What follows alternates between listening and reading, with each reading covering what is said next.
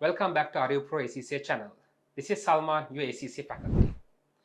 Now, I want to address certain things for students who are gearing up for your ACCA examinations. Simply, you get marks if you answer.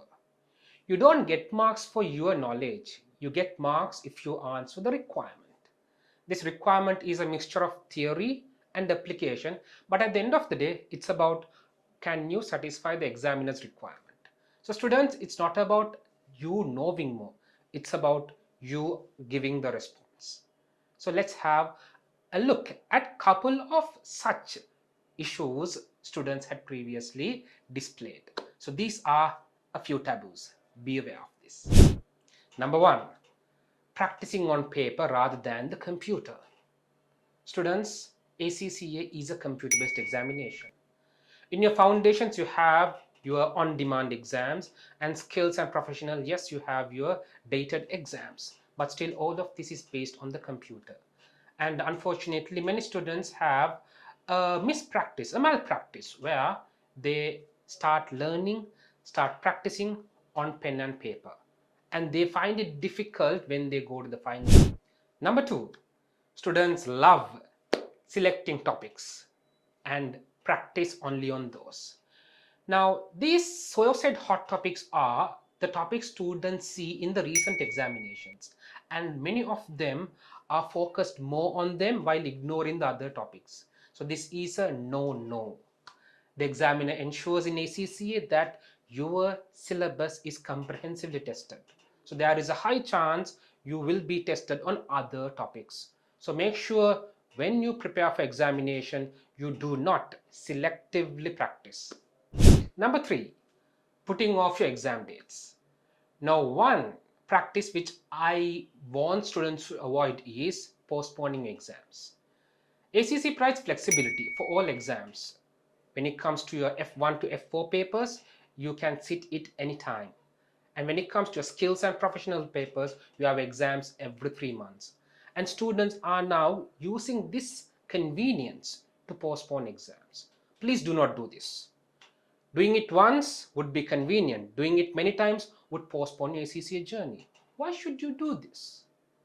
Make sure you stick to a date and you stick to this plan. Number four, students rely on memorizing theory. Now, this is another misconception. Yes, ACCA provides you a comprehensive syllabus, curriculum, so that students know what they are learning. Yes, theories are provided. The purpose is for you to, number one, understand and also apply them in practical contexts. So if you merely memorize the theory and vomit it out, this will not gain the appreciation of the examiner, because that's not what they expect. So first, keep in mind, on top of understanding what you learn, you have to also ensure how to apply this theory in practical contexts. This will make your learning effective, and this is the key to success in exams. Number five, leaving multiple choice questions blank. Now, this is a major negligence among students. Keep in mind, there is no negative marks awarded by examiner.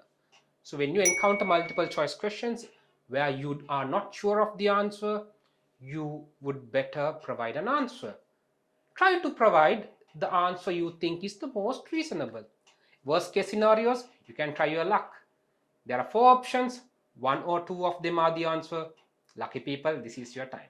And those others who feel they are unlucky, no harm. There's a 25% chance you will get the answer right.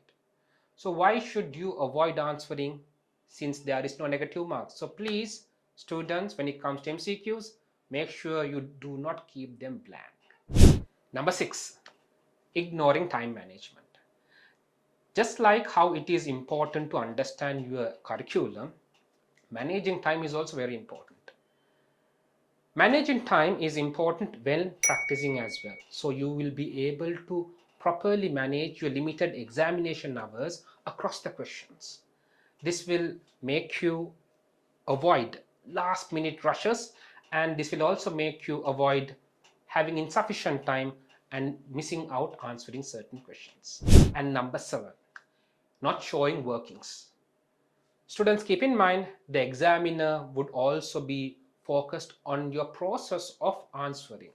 So especially for modules with numbers like financial reporting, like financial management and performance management, which has a lot of numbers involved. The examiner also awards you mark for your steps, for your workings. So please do not completely ignore displaying the workings. And sometimes due to exam stress, due to the exam situation, we might make some minor mistakes when typing out the answer. If there is no working, the examiner would basically rule it out. But if there are workings, the examiner will be more lenient when providing you marks. So make sure you provide your workings while writing detailed answers. I hope these tips will be of help to you in your examinations. I wish you a successful ACCA journey and wish you the best in your examinations. Happy studying.